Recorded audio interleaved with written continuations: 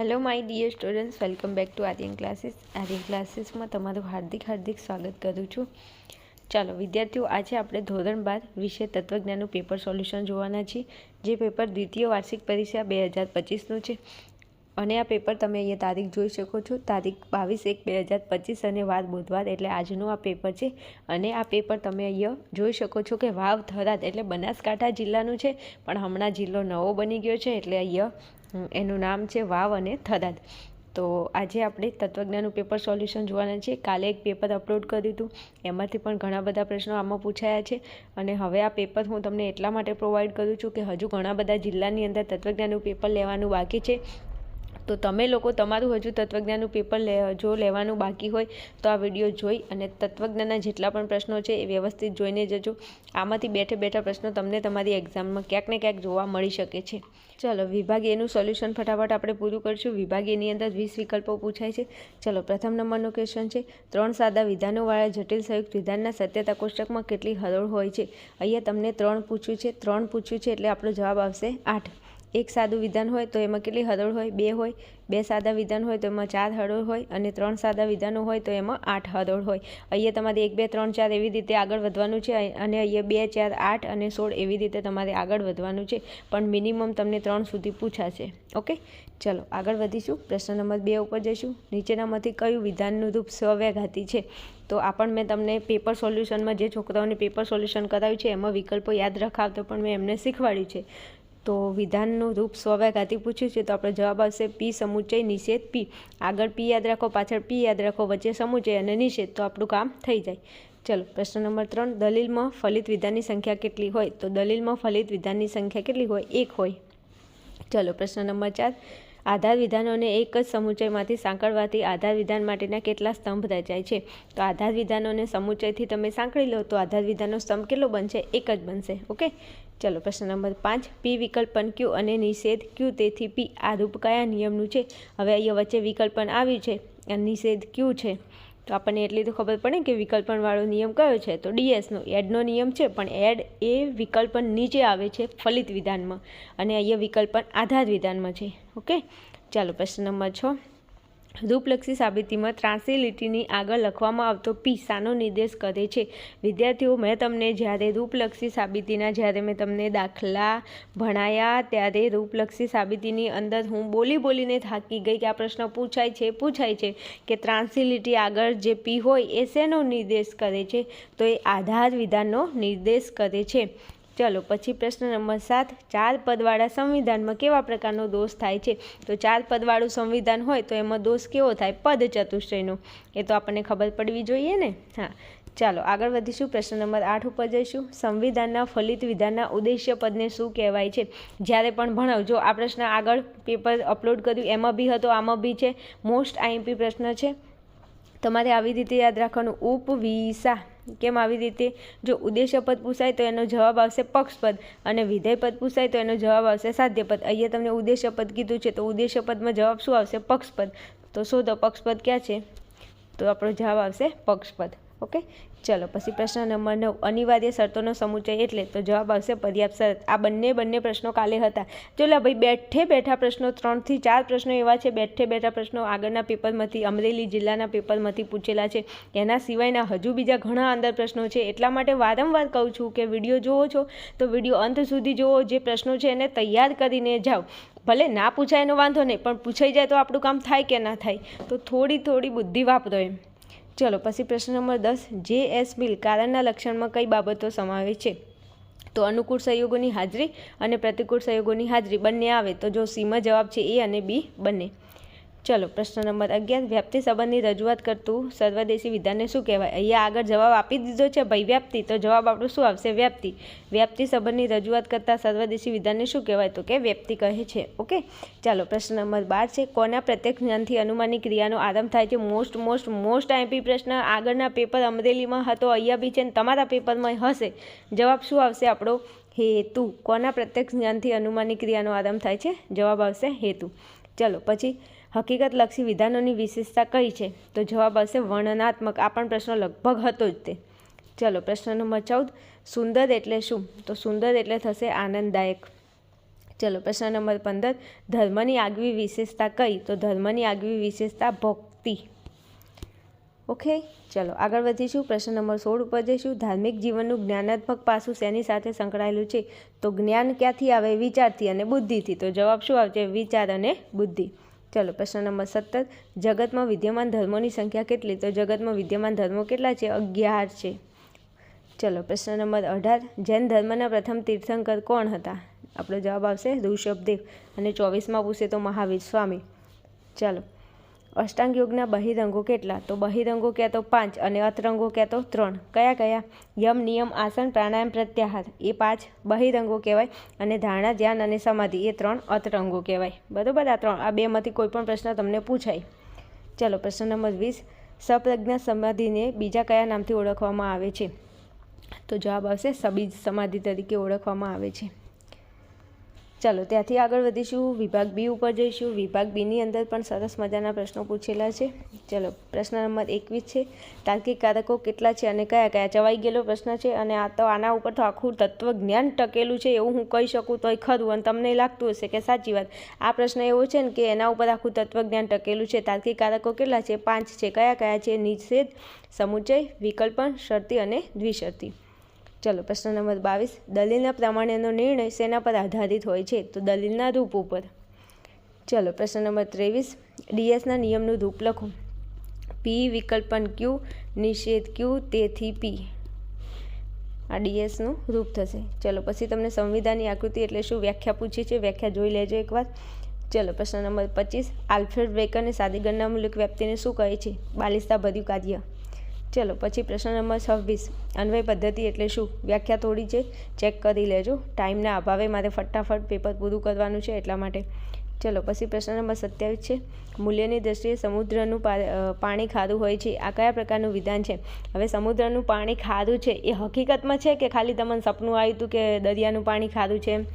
તો કોક એમ કહેશે કે બેન હકીકતમાં ખારું જ છે, હું એક વખત ફરવા ગયો હતો ને એટલે ડૂબકી મારી હતી એટલે મને એવો અહેસાસ થઈ ગયો. સાચી વાત છે, દરિયાનું પાણી ખારું જ હોય. તો હકીકતમાં ખારું હોય કે નહીં? તો અહીંયા જવાબ શું આવશે? આ વિધાનને કેવું વિધાન કહેવાય? હકીકતલક્ષી વિધાન કહેવાય. ઓકે, ચલો પછી આગળ વધીશું. પ્રશ્ન નંબર 28, માનવ ધર્મ પુસ્તકના રચયિતા કોણ છે? માનવ, યાદ રાખો, ર એટલે રવિન્દ્રનાથ ટાગોર અને મા એટલે માનવ ધર્મ. જવાબ શું આવશે? રવિન્દ્રનાથ ટાગોર. ચલો પછી પ્રશ્ન નંબર 29 છે, હિન્દુ ધર્મનો નૈતિક સિદ્ધાંત જણાવો. આપણા ધર્મનો નૈતિક સિદ્ધાંત પૂછે છે, લખજો. ચલો પછી પ્રશ્ન નંબર 30 છે, ભારતે વિશ્વને આપેલું અમૂલ્ય નજરાણું શું છે? આ તમે મને કોમેન્ટની અંદર જણાવજો જો તમે પેપર સોલ્યુશન જોતા હોય તો.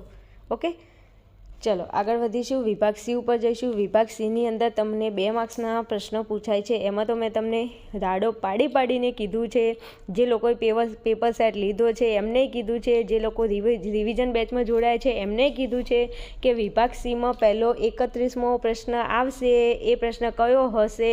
5 કારકો, 5 કારકમાંથી કોઈ પણ એક કારકનું સત્યતા કોષ્ટક જ પૂછાશે અને આ સત્યતા કોષ્ટક તમારે તૈયાર કરી લેવાનું. 5માંથી ગમે તે એકનું આવશે આવું કીધું હતું અને તમે તૈયાર કરી લેજો. ના કર્યું હોય તો બીજું, વિદ્યાર્થીઓ આ પેપરની અંદર પેપર સેટમાંથી બેઠા પ્રશ્નો, ઘણા બધા પ્રશ્નો પૂછાઈ ગયા છે અને રિવિઝન બેચમાંથી પણ જે આપણે શરૂઆત કરી છે એમાંથી પણ ઘણા બધા પ્રશ્નો પૂછાયા છે. તો વિદ્યાર્થીઓ હજુ જો તમે મારો પેપર સેટ પરચેઝ નથી કર્યો તો હવે તમારી બોર્ડની એક્ઝામને ફક્ત માત્ર 1 જ મહિનો બાકી છે. તો રાહ કોની જોવો છો? ફટાફટ પેપર સેટ પરચેઝ કરી અને ભણવાનું શરૂ કરી દો. 1થી લઈ અને 100 પ્રશ્નપત્રના વિભાગ ABC નું સોલ્યુશન થઈ ગયું છે. હવે ઓનલી ફોર વિભાગ ડી અને ઈનું સોલ્યુશન બાકી છે. એ પણ સત્વરે પૂરું થઈ જશે અને રિવિઝન બેચ પણ ચાલુ છે. જો રિવિઝન બેચમાં જોડાવવું હોય તો નીચે ડિસ્ક્રિપ્શનની અંદર લિંક આપેલી છે, ત્યાં જઈ અને વિડીયો જોઈ અને તમે એમાં જોડાઈ શકો છો અને વધારે માહિતી માટે તમે મને મારા નંબર ઉપર વોટ્સએપ કરી શકો છો. ઓકે, ચાલો આ સાથે આપણે આગળ વધીશું. હવે 32મો નંબરનો પ્રશ્ન છે. એમાં તમને કીધું છે કે આ જે વિધાન તમને આપ્યું છે એ વિધાનની તમારે પ્રાતિક રજૂઆત કરવાની છે અને વિધાનનો પ્રકાર તમારે ઓળખાવાનો છે. તો વિદ્યાર્થીઓ જો અહીંયા તમને કીધું છે કે જો ખેલ મહાકુંભ યોજાશે નહીં હવે આ ખેલ મહાકુંભ યોજાશે એના માટે મારે પ્રતીક મૂકવાનું છે. તો પ્રતીક મૂકવા માટે તમારે એથી લઈ અને ઝેડ સુધીના કેપિટલ કોઈ પણ અક્ષરનો તમે ઉપયોગ કરી શકો છો. તો મને ખેલ મહાકુંભ યોજાશે એના માટે મને તો એમ ગમે છે, તો વાંધો નહીં, તું એમનો ઉપયોગ કર. પણ અહીંયા જો પાછળ કીધું છે નહીં, તો નહીં માટે નિષેધ આવે. હવે અહીંયા નથી પાછળ છે, પણ નિષેધ અહીંયા પ્રાતિક રજૂઆતમાં નિષેધ આગળ આવે, કારણ કે નિષેધની પાછળ બીક લાગે છે એટલા માટે બેટા. તો કંઈ વાંધો નહીં, ચલો એને આગળ રાખી દીધું એટલે નિષેધ એમ. હવે જો વચ્ચે શું છે, તો આગળ છે જો અને વચ્ચે છે તો જો તો એના માટેનું પ્રતીક શું થાય, શરતી થાય કે નહીં, તો કે હા બેન થાય. જો પછી વિધાન છે રજા પડશે, તો રજા પડશે એના માટે હું માની લો કે એ વિધાન લઉં છું, બરાબર. પણ જો પાછળ એવું કીધું છે કે નહીં, તો નહીં માટે નિષેધ આવે. હવે નિષેધ એની પાછળ ન મુકાય તો ક્યાં મુકાય, તો એની આગળ મુકાય, તો અહીંયા નિષેધ મૂકવું પડે. તો નિષેધ એમ, શરતી નિષેધ એ. હવે મેં અહીંયા એમ અને એનો ઉપયોગ કર્યો છે. તમારે દુનિયાનું નહીં પણ ABCDમાંથી તમને જે અક્ષર ગમે છે ને એનો તમે ઉપયોગ કરી શકો. આટલું તો સારું છે ને કે આપણને તત્વજ્ઞાનમાં આપણને મજા આવે ને એવો જવાબ આપણે બનાવી શકીએ. ના કે બાકી લાવો ને કોઈ બી વિષય લાવો, કોઈ વિષયમાં એવું છે કે તમને મજા આવે જવાબ તમે બનાવી શકો નહીં. આમ જ ખાલી જો આપણે એમ ગમે એમ મૂકો, તમને ABCDમાંથી જે ગમે તે મૂકી દો. ચાલો આટલું થઈ ગયું. હવે આગળ વધીશું. મજા આવે એવું છે ને તત્વજ્ઞાનમાં, રમકડા જેવું છે. જો તમને ભમાવતા આવડતું હોય ને તો ખાલી એક બસ આમ ભમાવાનું છે. ચાલો પ્રશ્ન નંબર 33 છે. એમાં તમારે સ્થાનાપતિ નિદર્શન હોય તે રૂપ અને ખાલી જગ્યા પૂરવાની છે. ત્રીજા ચેપ્ટરનો પ્રશ્ન છે વિદ્યાર્થીઓ. હવે અહીંયા તમારે જોવાનું છે કે અનુમાનનો કયો નિયમ અહીંયા લગાડેલો છે.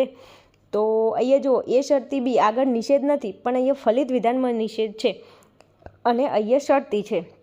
ફલિત વિધાનમાં નિષેધ હોય, આધાર વિધાનમાં શરતી હોય, એવો અનુમાનનો કયો નિયમ છે, તો મને તો યાદ છે એમટીનો નિયમ છે. એમટીનું રૂપ શું થાય, પી શરતી ક્યુ નિષેધ ક્યુ, તેથી નિષેધ પી. તો પી શરતી ક્યુ તો આપેલું છે, આ પી શરતી ક્યુ. જગ્યા ખાલી જગ્યા ક્યાં છે, વચ્ચે આપેલી છે, તો વચ્ચેમાં કોણ આવે, ક્યુ વિધાનનો નિષેધ આવે અને નીચે પી વિધાનનો નિષેધ આપેલો છે. પીનો નિષેધ તો જો એનો અહીંયા પહેલું વિધાન છે, એનો નિષેધ તો નીચે આપેલો છે કે નહીં, તો કે હા બેન છે. તો હવે જવાબમાં શું આવે, તો આ ક્યુ વિધાન છે ને, તો ક્યુ વિધાનનો આપણે શું કરવો પડે, નિષેધ કરવો પડે. તો મતલબ આ નિષેધ કૌંસમાં સી શરતી ડી છે ને એનો ડબલ વખત નિષેધ થાય. તો નિષેધ ડબલ નિષેધ કૌંસમાં સી શરતી અને ડી એ આપણો જવાબ આવશે. હવે એક નિષેધ તો અહીંયા હતો અને એક નિષેધ નિયમનો આવ્યો. કના નિયમનો, એમટીના નિયમનો. રૂપ કોનું લાગે છે, એમટીનું. થઈ ગયું કામ. ઓકે ચલો હવે આગળ જઈશું. અહીંયા તમને કીધું છે ખાલી જગ્યા, તો તમે આટલું થોડું જોઈ લેજો. હવે આગળ જઈશું. 35મા નંબરનો પ્રશ્ન છે. એમાં સંવિધાનની આકૃતિ અને ભેદ પૂછ્યું છે. ભેદ શું થશે, હા હ. અને આકૃતિ શું થશે, તો અહીંયા નેતાઓ અને અહીંયા નેતાઓ. આવી રીતના આપણી આકૃતિ થશે. ઊંધો ઝેડ એટલે કઈ આકૃતિ, તો પ્રથમ આકૃતિ. ઓકે ચલો આગળ વધીશું. પ્રશ્ન નંબર 36 ઉપર જઈશું. 36ની અંદર તમે અહીંયા જોઈ શકો છો આકૃતિ અને ભેદ તમારે લખવાનું છે. ભેદ શું થશે, હા હ અને હ. આકૃતિ શું બની છે તમે ચેક કરી લેજો. ચલો આગળ વધીશું. સ્ક્રીનશોટ લેવો હોય તો તમે લઈ શકો છો. સરસ મજાના પ્રશ્નો છે, આવડે એવા પ્રશ્નો છે. ચલો વિભાગ ડીની અંદર પણ તમે જોઈ શકો છો. ફટાફટ સ્ક્રીનશોટ લઈ અને આને સોલ્વ કરી અને પછી તમારી એક્ઝામની અંદર જજો. ઓકે ચલો